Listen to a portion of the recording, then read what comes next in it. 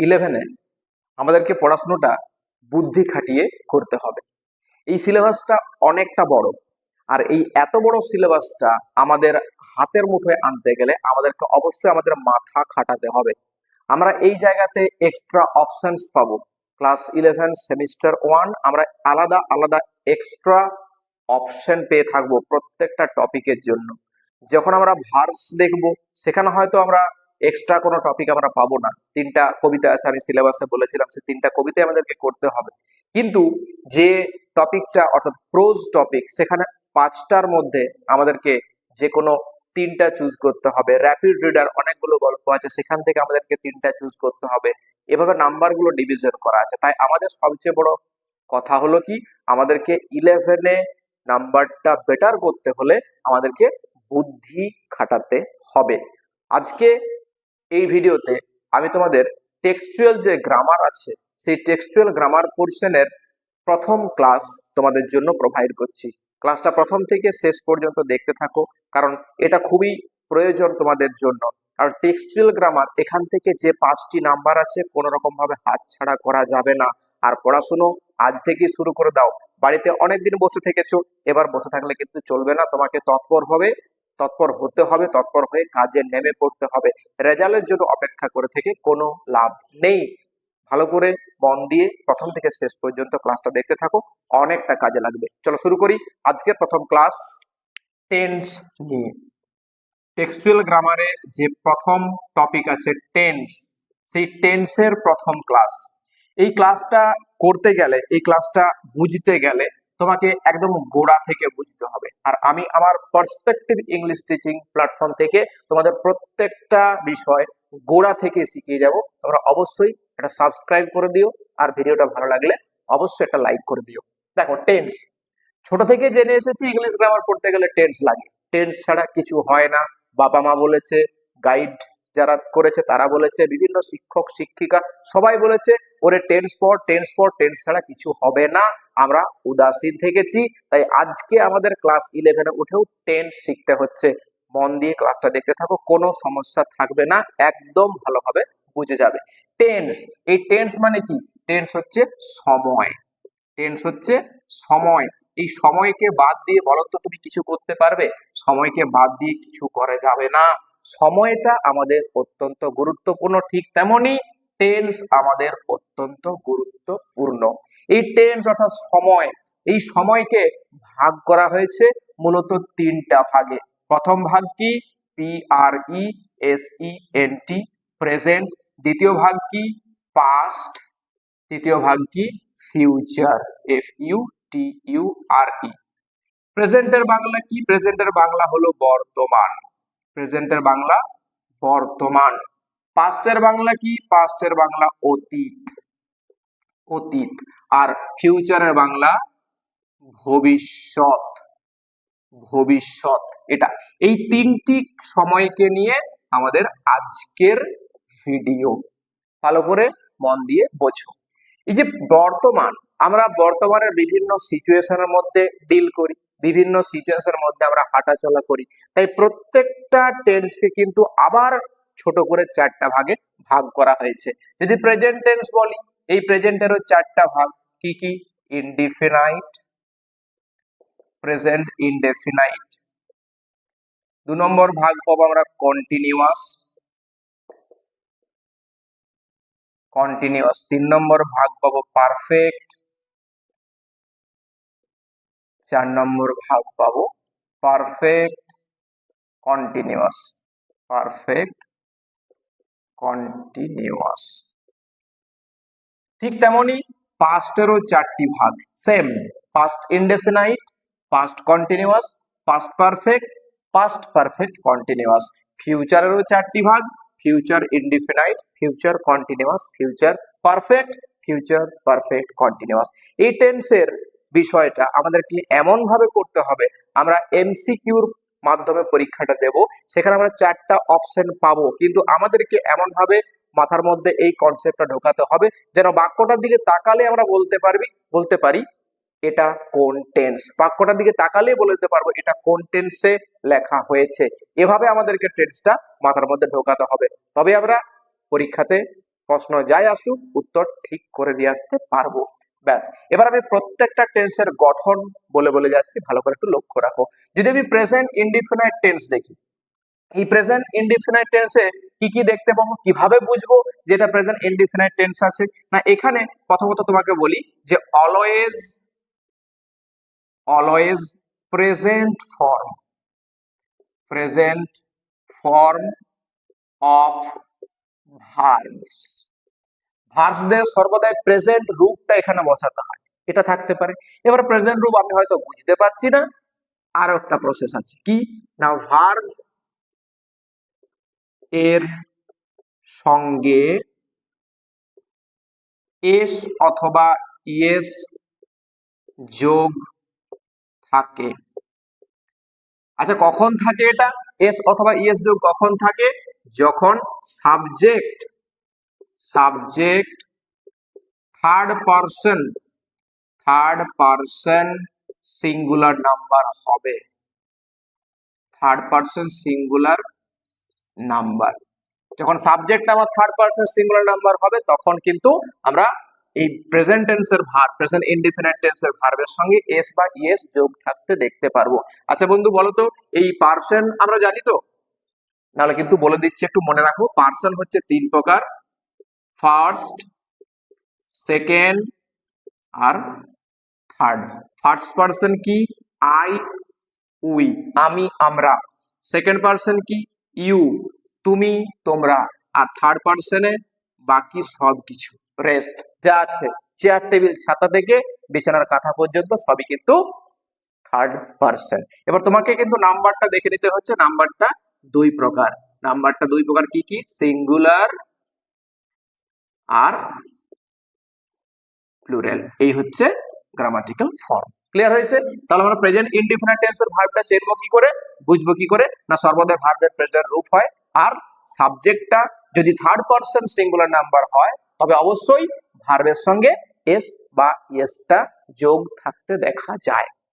আচ্ছা, আর একটা জায়গা বলি, এখানে তিনটা সত্য কাজ করে। এই প্রেজেন্ট ইনডিফিনাইট টেন্সে তিনটা সত্য কাজ করে, কি কি? চিরসত্য, চিরসত্য, অভ্যাসগত সত্য, অভ্যাসগত সত্য, আর ঐতিহাসিক সত্য। এই তিনটা সত্য এখানে কাজ করে, ঠিক আছে? এটাও কিন্তু মনে রাখবে। ব্যাস, continuous tense, present continuous tense কি করে বুঝবো? প্রেজেন্ট কন্টিনিউয়াস টেন্স বুঝবো এভাবেই, এখানে এম, ইজ, আর, এবার মেন ভার্ব, মেন ভার্ব এর সঙ্গে সর্বদাই আইএনজি যোগ করা থাকবে। যদি এই স্ট্রাকচারটা দেখতে পাই বাক্যের মধ্যে, আমরা বুঝে যাবো কি টেন্সটা প্রেজেন্ট কন্টিনিউয়াস। একটু বলে দিই ভিতরে বর্ণনা করে। এমটা বসে শুধুমাত্র সাবজেক্ট যখন তোমার কাছে আই হবে তখন এম বসবে, অন্য ক্ষেত্রে কিন্তু বসবে না। ইজ বসবে কোথায়? সাবজেক্ট যদি তোমার সিঙ্গুলার হয়, সাবজেক্ট সিঙ্গুলার হলে অবশ্যই সেখানে ইজ বসাবে। আর কখন বসবে? যখন সাবজেক্টটা প্লুরাল হবে, সাবজেক্টটা প্লুরাল হলে অবশ্যই সেখানে আর বসবে। এবার মেন ভার্বটার সঙ্গে আইএনজি দেখা থাকবে, দেখতে পাবে, তখন তুমি বুঝে যাবে যে টেন্সটা প্রেজেন্ট কন্টিনিউয়াস। আচ্ছা, এমনও তো হতে পারে মেন ভার্বের সঙ্গে আইএনজি দেখতে পাচ্ছি, ধরো এমন আছে দা পেন্টিং,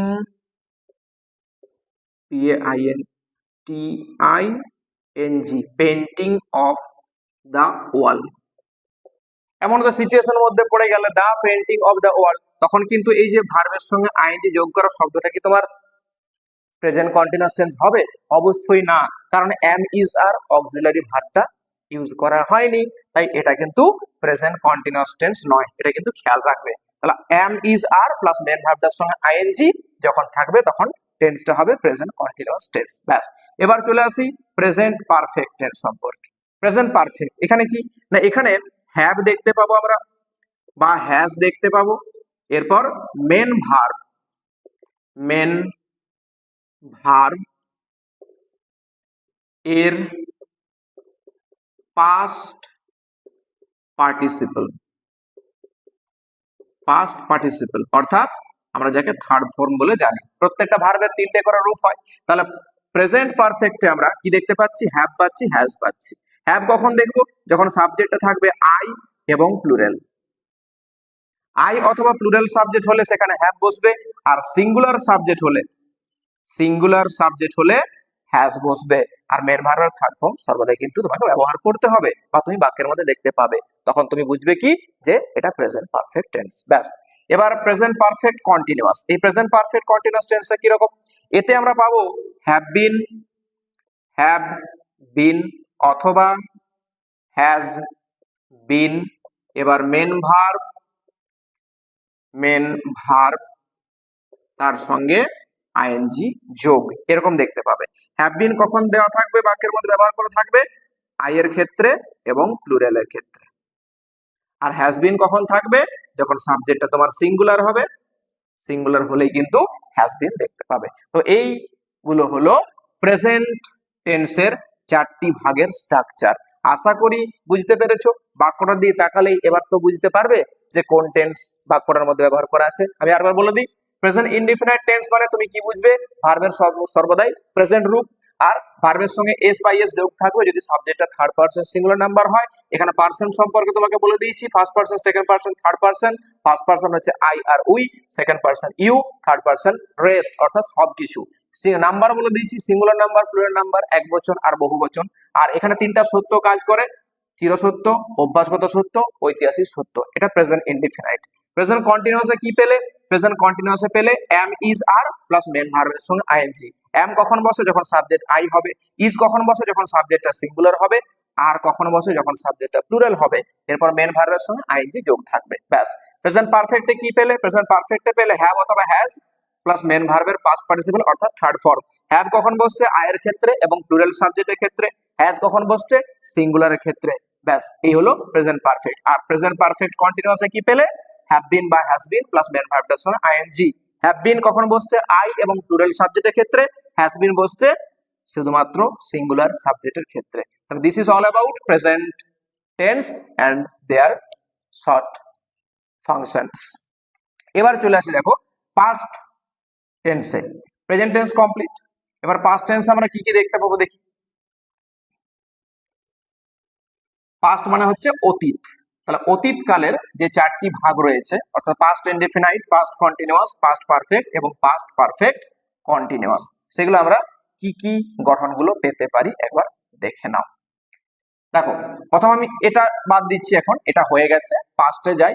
পাস্টের ক্ষেত্রে আমরা ইনডিফিনাইট অর্থাৎ পাস্ট ইনডিফিনাইট কি হবে? আমি প্রেজেন্টটা মুছে দিচ্ছি এখানে, হয়তো আমরা কনফিউজ হবে, এটা প্রেজেন্ট ভাববে, এখান থেকে মুছে দিই। তাহলে এটা পাস্টের গঠন। তাহলে পাস্ট ইনডিফিনাইট টেন্স আমরা কি পেতে পারি? অতীতকালের 4টি ভাগ। পাস্ট ইনডিফিনাইটের মধ্যে আমরা কি? Always, past form of verb, ভার্বের সর্বদাই সেকেন্ড ফর্ম অর্থাৎ ভার্বের 2 নম্বর রূপটা আমরা এই টেন্সে দেখতে পাবো। পাস্ট ইনডিফিনাইট টেন্সে ভার্বের সেকেন্ড ফর্ম পাবো। ঠিক আছে, ব্যাস, হতেই শেষ, আর কিছু না। কন্টিনিউয়াস টেন্স এটা অতিরিক্ত সোজা। ওয়াজ দেখতে পাবে অথবা ওয়ার দেখতে পাবে, এবার মেন ভার্বটার সঙ্গে আইএনজি যোগ থাকতে দেখবে। ব্যাস, ওয়াজ কখন বসবে? সিঙ্গুলারের ক্ষেত্রে, সিঙ্গুলার সাবজেক্টে ওয়াজ, আর প্লুরাল সাবজেক্টে ওয়ার বসবে। ব্যাস, তোমার past continuous tense complete. Past perfect সেটা কি রকম? না, এখানে শুধুমাত্র তুমি হ্যাড দেখতে পাবে আর মেন ভার্বের থার্ড ফর্ম পাবে। ব্যাস, একদম সোজা। পাস্ট পারফেক্ট কন্টিনিউয়াস এখানে কি পাবে? পাস্ট পারফেক্ট কন্টিনিউয়াসে পাবে হ্যাড, তারপরে বিন পাবে, আর মেন ভার্বটার সঙ্গে আইএনজি যোগ থাকতে দেখবে। This is all about past indefinite, past continuous, past perfect আর পাস্ট পারফেক্ট কন্টিনিউয়াস। ব্যাস, একদম ইজি। এবার ফিউচারটাও সঙ্গে সঙ্গে দেখে নাও।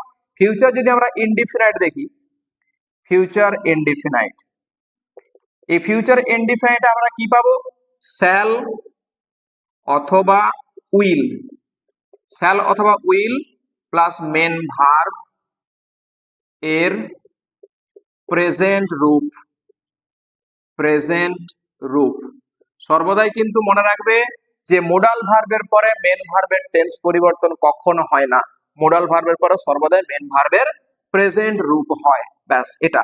এবার past indefinite, sorry, future indefinite এবার ফিউচার কন্টিনিউয়াস পাবে। কন্টিনিউয়াস, কন্টিনিউয়াস কিরকম সেটা? না শ্যাল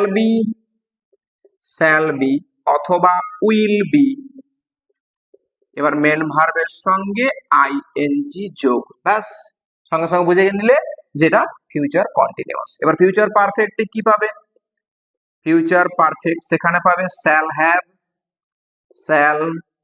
হ্যাভ অথবা উইল হ্যাভ, এবার মেন ভার্বের থার্ড ফর্ম, ব্যাস এটা হয়ে গেল ফিউচার পারফেক্ট। আর ফিউচার পারফেক্ট কন্টিনিউয়াস, এই ফিউচার পারফেক্ট কন্টিনিউয়াসে কি পাবে?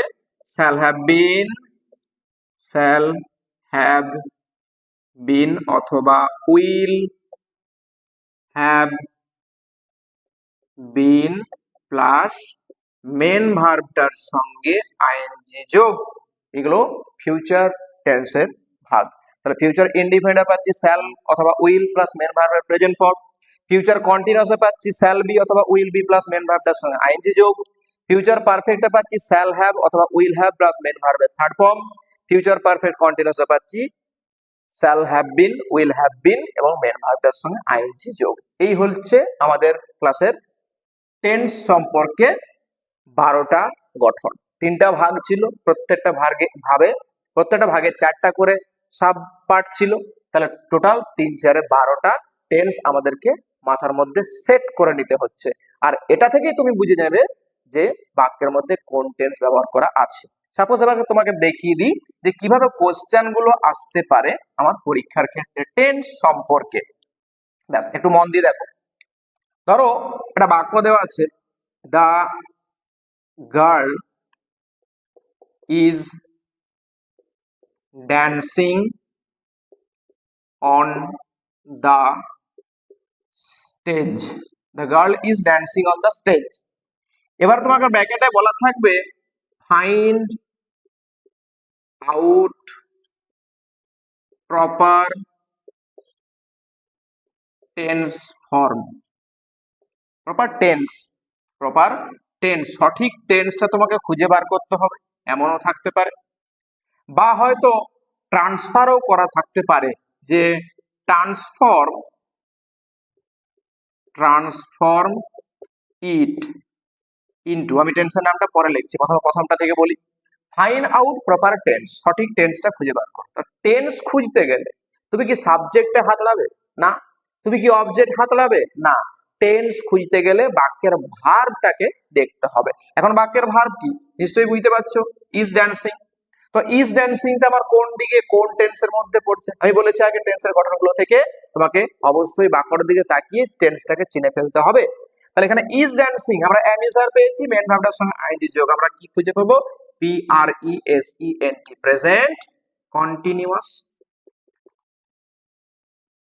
Present continuous. তো আমার অপশন দেওয়া থাকবে, অপশন এ ধরো তোমাকে দেওয়া আছে পাস্ট পারফেক্ট, অপশন বি তে আছে প্রেজেন্ট ইনডিফিনাইট, অপশন সি তে আছে ধরো প্রেজেন্ট পারফেক্ট, অপশন ডি তে আছে ধরো প্রেজেন্ট কন্টিনিউয়াস।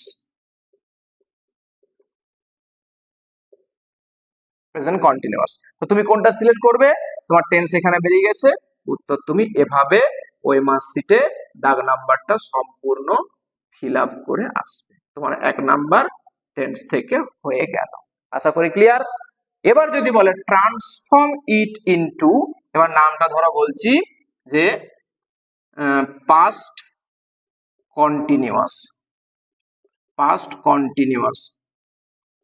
এটাকে পাস্ট কন্টিনিউয়াসে ট্রান্সফার করো। তাহলে এখন কোন টেন্সে আছে? Present continuous. তুমি আগে চিনে নিলে বাক্যটা, ভার্বটা ইজ ড্যান্সিং প্রেজেন্ট কন্টিনিউয়াস, তোমাকে ট্রান্সফার করতে বলেছে পাস্ট কন্টিনিউয়াসে। তুমি কিভাবে ট্রান্সফার করবে? পাস্ট কন্টিনিউয়াস তোমার মাথার মধ্যে গঠন আছে ওয়াজ ওয়্যার প্লাস মেন ভার্বটার সঙ্গে আইএনজি। এবার সাবজেক্টটা দেখে নাও, দা গার্ল সিঙ্গুলার, তো এখানে কি আসবে? ওয়াজ ড্যান্সিং। তাহলে এখানে উত্তর তুমি কি করবে? পাস্ট কন্টিনিউয়াস যেখানে যদি অপশন থাকে সেই পাস্ট কন্টিনিউয়াস অপশনটা তুমি ফিল আপ করে আসবে।